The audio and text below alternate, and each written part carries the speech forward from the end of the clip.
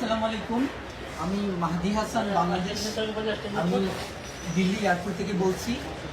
আমার সাথে যেসব ঘটনা হয়েছে এটা আমি বাংলাদেশে এসে প্রেস কনফারেন্স করে হয়তো আমাকে বলতে হবে, বাট আমি জানি না। আমার সাথে অনেকগুলো অকারেন্স হয়েছে এখানে।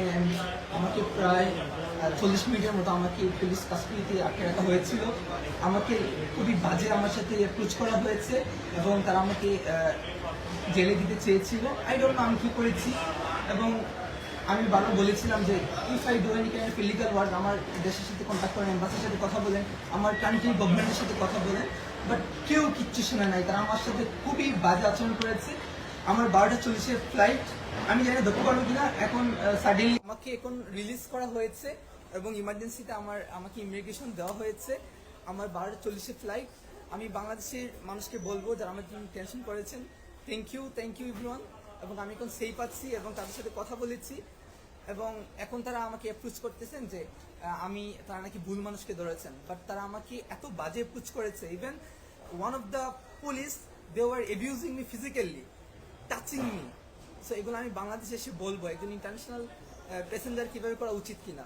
So thank you, I am safe now. এবং তারা আমাকে যে অ্যাপ্রোচ করেছিল যে আমি এসআই সন্তোষকে কিল করেছি, এজন্য আমার মোবাইলকে even as I international passenger তারা কি আমার প্রাইভেসি চেক করতে পারে? তারা ফোর্স করে তারা আমার ফোনকে আনলক করে আমার ফোন তারা চেক করেছে। And I will take action after coming to my country, ইনশাআল্লাহ। এটা আমি দিল্লি এয়ারপোর্টে আছি। তারা ইমার্জেন্সি আমি জানি না কি হয়েছে। হয়তো আমার দেশ আমাকে সহযোগিতা করেছে, আমাকে তারা ইমিগ্রেশন করিয়েছে এবং বলেছে আমার জন্য ফ্লাইট ওয়েট করছে। তো আমি গেলে পর তারা কি করবে। তো থ্যাংক ইউ বাংলাদেশ। এবং আমার এডমিনদেরকে বলবো প্লিজ এটা কি ডাউনলোড করে যেন আমরা রাখি, কারণ আমি জানি না আমার সাথে কি হতে চলেছে।